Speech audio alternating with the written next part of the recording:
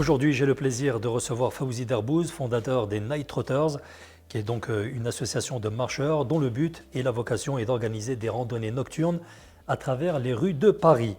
Salut Fawzi et bienvenue. Salut, merci. Comment ça va? Ça va bien. Bon, c'est toujours un plaisir que de te revoir. Le plaisir est partagé. Est-ce que tu peux nous présenter aux téléspectateurs en quelques mots les Night Trotters? Écoute, les Night Trotters, c'est une communauté de marcheurs. On marche la nuit, donc on est des marcheurs de nuit.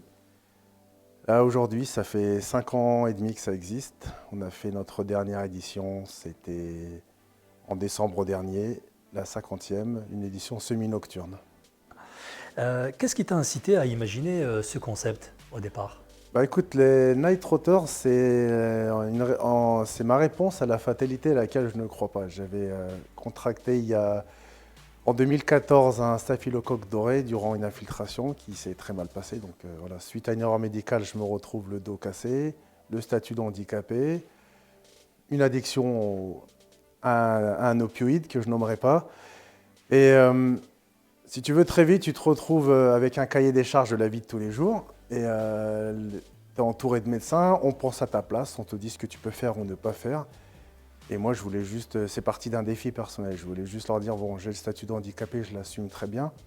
Maintenant, une page se tourne et puis il y en a d'autres à écrire. Et au final, j'en avais parlé quand je souhaitais faire le Tour de Paris. Mon défi, c'était de faire le Tour de Paris la nuit. J'ai pas eu leur aval ni leur encouragement, ça va de soi. Je me suis entêté, je l'ai quand même fait. Et d'un défi personnel, c'est devenu un club de randonnée. On parcourt la ville et les zones semi-urbaines la nuit. Il y a Paris, banlieue, Nantes. Il y a eu déjà 2 éditions et Oran. Oui, Oran en Algérie. Ouais. J'ai entendu dire, tu me confirmeras ou pas, qu'à la sortie de l'hôpital, on t'avait dit que tu ne pourrais plus jamais remarcher. Ouais. Et donc toi, par esprit de compétition, tu t'es dit non, il est hors de question de... Si tu veux, ouais, c'est assez brutal parce que tu comprends vite que déjà tu es là parce que c'est suite à une erreur médicale.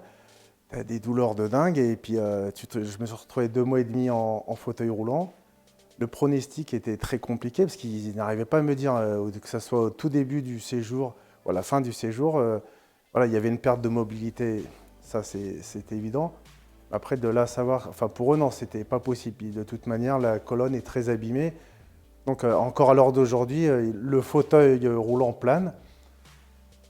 Écoute, j'y pense pas chaque matin en me levant. Un jour ou l'autre, ça viendra peut-être parce que la colonne, elle est bien abîmée. Maintenant, écoute, en attendant, chaque édition, c'est un dépassement de soi. Chaque édition, c'est une épreuve, c'est un challenge. Et écoute, C'est du plaisir aussi. J'allais venir, c'est beaucoup de plaisir, c'est des belles rencontres. Tu sais, je dis souvent aux gens, marcher de nuit avec des gens que tu connais ou pas, marcher avec des gens que tu apprécies ou pas, ça crée forcément des liens. Et pour le coup, on est tous sur un même piédestal et il n'y a pas mieux qu'un effort partagé pour rapprocher des gens. Exactement. Alors, on va révéler quelque chose aux téléspectateurs qui nous regardent. Tes randonnées, c'est minimum 30 km de marche dans les rues de Paris la nuit. Les randonnées nocturnes, c'est au minimum 30 km. En moyenne, 35. Quand j'ai commencé, c'était 50. Et ensuite, j'ai revu un peu à la baisse la distance. Mais on marche toute la nuit. On fait des départs à peu près vers les 22 heures pour terminer vers 7-8 heures du matin. Ouais, c'est un truc de ouf, comme diraient les autres. Ouais, c'est un truc de fou. Alors, comment est-ce que tu prépares tes circuits à travers les rues de Paris?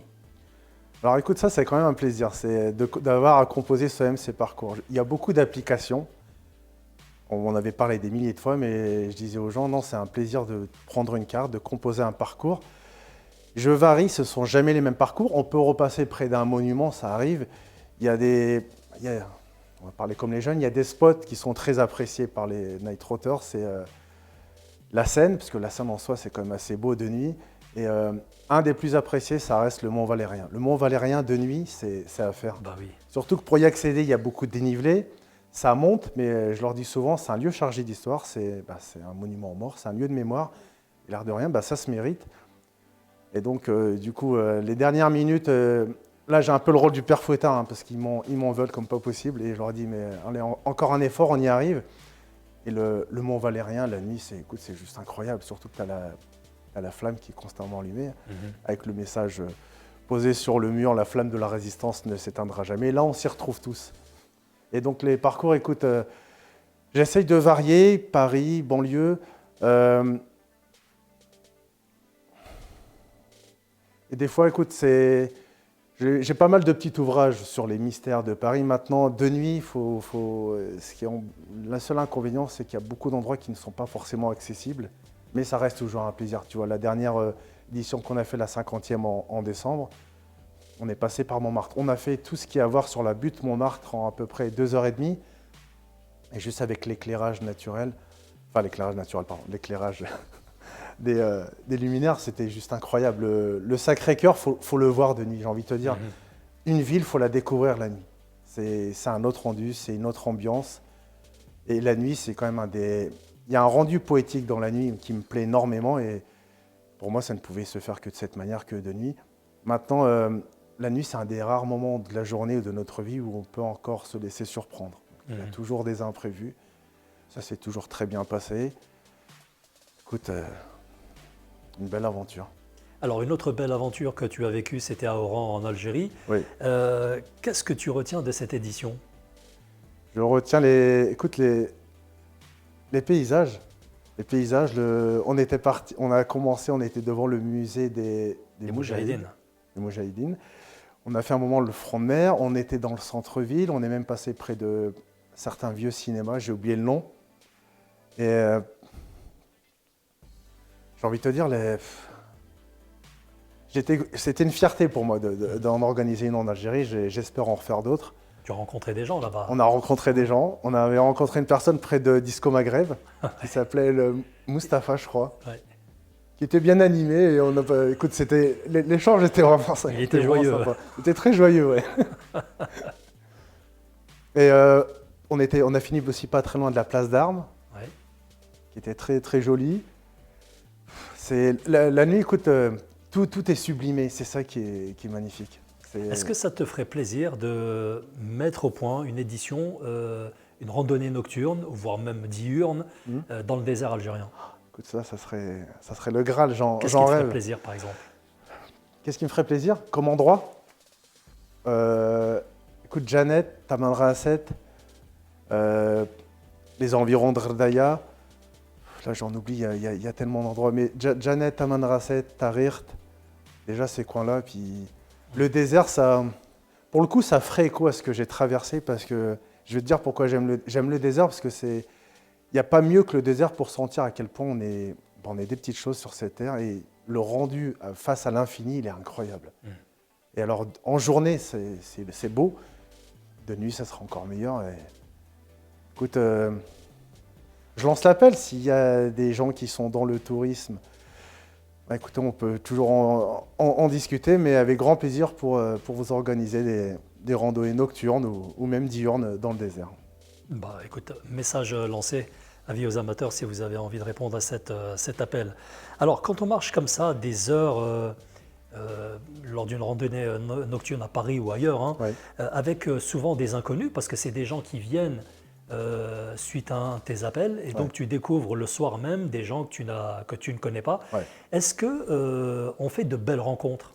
On fait de très belles rencontres. Que ce soit déjà l'alchimie qui va prendre entre les gens. Si tu veux, moi, beaucoup de gens que je découvre lorsque c'est leur première inscription. Maintenant, je leur lis le règlement intérieur. La première chose que je fais quand ils arrivent, et ça c'est l'une des choses les plus importantes, c'est l'accueil. Alors je le fais naturellement, avec le sourire, je suis content de les recevoir. Parce beaucoup ne savent pas des fois l'aventure qui les attend, parce que c'est pas un jeu. C'est quand même un effort, on se prive de sommeil. Les rencontres, ce sont de très belles rencontres. Il y a toute une alchimie qui a pris. Il y a un gros noyau d'habitués sur qui je peux compter, qui sont maintenant des très bons ambassadeurs. Et écoute, pour donner un aperçu, on a notre doyenne qui s'appelle Annie, que je salue, qui a 82 ans, Ah oui. bientôt 83. Et cette dame, elle est incroyable. Parce qu'écoute, avant, elle était dans un autre club de randonnée. Et son frère André, qui vient aussi avec nous, elle ne marche plus qu'avec nous. Donc, elle a eu un accident qui fait qu'elle marche un peu de travers. La première fois que je l'ai vue, j'avais peur, je me suis dit, elle ne va pas tenir. Écoute, au final, moi-même, j'ai été surpris et elle a tenu. Et y a quelque chose d'assez addictif parce que ce qu'on partage durant cette nuit, c'est propre à nous et chaque édition est différente d'une autre. Et je leur dis souvent, et c'est ce qui fait la richesse de ce qu'on fait nous, Night Trotters, parce qu'on est les seuls à le faire, bah c'est l'humain, je leur dis toujours, la richesse c'est vous, c'est l'humain avec, avec son passif et tout ce qu'on va partager durant cette nuit à l'instant T. Écoute, c'est magique. J'aime souvent à dire, juste pour que les gens ils aient un aperçu de comment ça se passe dans ma tête. J'arrive toujours à peu près un peu avant le début du rassemblement. Le rassemblement, c'est 1 heure avant le départ. À ce moment-là, il y a toute une préparation qui se fait d'elle-même. Et quand je les vois arriver au fur et à mesure vers moi, je me dis, voilà, là, ils arrivent. Durant une nuit, ils vont être avec moi. Je vais les retirer de cette société. On va aller dans mon monde, le temps d'une parenthèse enchantée, le temps d'un soupir. Je vais les emmener dans une aventure où tout ce qu'il peut y avoir de négatif sur la ville ou la société, et surtout le climat anxiogène qu'il y a aujourd'hui, tout ça, c'est pas que c'est oublié, c'est juste que c'est mis de côté. Pendant une nuit, on passe une belle aventure. Et le matin, en général, je reste le dernier à quitter les lieux. Et là, je les regarde partir. Et à ce moment-là, c'est là que je les rends à ce monde en leur disant, bon, on a partagé une belle aventure. Je vous rends cette société. Et rendez-vous pour le prochain appel de la nuit. Ouais. Alors, les médias s'intéressent de plus en plus à toi et fortement. C'est bien pour toi ou comment tu vois les choses? C'est bien dans un sens où ça m'a permis d'avoir une très très grande couverture médiatique. Il y a eu beaucoup d'articles. Si je compte les articles, les podcasts, les passages radio, les reportages, j'en suis à peu près une 40aine. Alors c'est bien. Maintenant, moi naïvement, je me suis dit, au bout de quelques médias, ça va être plus facile pour solliciter des sponsors. Au final, non, c'est l'air de rien. Il ne suffit pas de passer à la télé, même dans des grands médias, pour obtenir ces sponsors. Non, c'est une belle chose en soi. À chaque fois que j'ai l'occasion de raconter mon histoire, je la raconte parce qu'au final, quand tu regardes bien, cette histoire, elle parle à tout le monde. Le handicap, aujourd'hui, il n'est pas que physique, il peut être social. Et des épreuves, on en vit tous. Ce qui fait qu'on les vit difficilement, c'est qu'elles nous sont imposées. On subit l'épreuve, on ne l'aime pas, on n'en veut pas. D'ailleurs, si chacun choisissait, je pense qu'on n'en vivrait aucune. Mais chacun peut se reconnaître à travers ce que j'ai traversé. Des épreuves, on en vivra tous. Maintenant, qu'est-ce qu'on en fait une fois qu'on est dedans? Et là, il y a tout un cheminement. Et donc, tu vois, il y a quand même un beau message.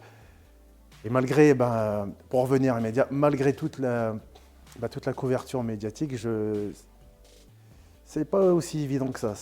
J'aimerais pouvoir solliciter un peu plus de sponsors, que ça soit plus médiatisé. Et même sur le plan national, parce que quand tu regardes bien ce qu'on fait, écoute, ça peut intéresser même les ministères, celui de la santé, celui de la jeunesse. On vit une époque où on est une société très sédentarisée. Il y a de gros problèmes d'obésité. On se moquait de la société américaine, mais on en prend le chemin. Et on a tendance à oublier que la marche est l'activité physique la plus vertueuse et la plus généreuse. Et que, tu vois, même au niveau du sport, souvent les gens s'imaginent qu'on ne peut performer que par la vitesse. Et nous, on est complètement à l'opposé. On n'est pas dans la vitesse, mais la performance, tu vas la faire parce que tu vas devoir tenir toute la nuit. Tu vas devoir lutter contre le sommeil. Et puis quand le soleil se lève le matin et que tu sais qu'il te reste encore 3 ou 4 heures, là ça pique un peu. Les gens ont tendance des fois à devenir un peu pénibles, mais bon, ça se gère gentiment. Mais juste pour dire, un marathonien, pour te donner un exemple, qui est venu une fois avec nous, il est resté que 2 heures. Quand il m'a appelé, il m'a dit, je vais venir parce que ton histoire elle est belle, je veux t'encourager. Il m'a dit, moi ton parcours de 50 km, je le fais en 2h30. Mais là, en 12 heures, non, c'est trop. Ah bah oui, c'est beaucoup. Il est venu, au bout de 2 heures, il avait les mains qui tremblaient. Il m'a dit, écoute, il faut que je parte. Il m'a dit, juste, tu me laisses l'occasion de parler à toute la troupe avant de partir. Je lui ai dit, écoute, vas-y. Et il les a regardés, il leur a dit, écoutez, je suis marathonien. Ce que je fais, beaucoup d'entre vous ne pourront jamais le faire. Mais là, ce que vous apprêtez à faire ce soir, moi, je ne peux pas. Ouais. Donc voilà. Chacun a ses limites, en fait. Chacun a ses limites. Et la performance et le dépassement de soi ne se traduit pas que par la vitesse. Pas du tout. Et pour dire que, au final, on peut tous performer, on peut tous se dépasser. Et puis je reviens toujours à ça reste une très belle aventure à échelle humaine. Alors, ce qui est étonnant, bon, toi, tu es parisien, tu es de Paris 19e, c'est que tu es sollicité par d'autres villes, comme Oui. Nantes, Nantes. Châteauroux. Nantes, où il y a déjà eu 2 éditions. Châteauroux, où j'avais fait mon TEDx, que les gens peuvent retrouver sur la chaîne YouTube TEDx Châteauroux. Donc il y en aura une à Châteauroux, écoute, ça va se préparer. Et là, j'ai eu des personnes qui m'ont contacté de Vénissieux. Et du coup, ils souhaiteraient que je leur organise une randonnée nocturne de Vénissieux à Lyon. Donc on partira à Vénissieux en soirée. Écoute, oui, il y a aussi la campagne où j'ai grandi. J'ai grandi à la campagne dans un village qui s'appelle Mondorigny, dans le département de l'Aisne, 02. Et beaucoup de gens avec qui j'ai grandi, qui ont partagé des moments très forts, ils m'ont dit, écoute, t'es bien gentil, on te voit à Nantes, et peut-être Châteauroux, et nous. Donc là, je leur envoie le message, je vais écouter, j'ai entendu votre appel, les amis, et c'est promis, il y en a une qui se fera à la campagne. Très bien, affaire à suivre. Donc, À suivre. alors pour terminer cet entretien, cette rencontre avec toi, Ouais. aujourd'hui, est-ce que tu peux nous dire ce qui permettrait de développer un petit peu plus ton concept? De quoi as-tu besoin?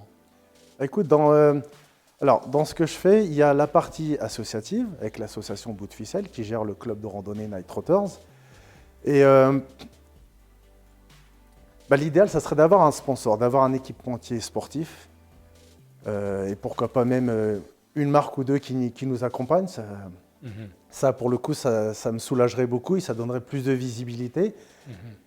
Et l'autre aspect que je développe, et là pour le coup on est en 2025, maintenant c'est officiel, c'est que à partir de maintenant je suis entrepreneur, donc je vais proposer mes aventures en mode team building aux entreprises, aux collectivités.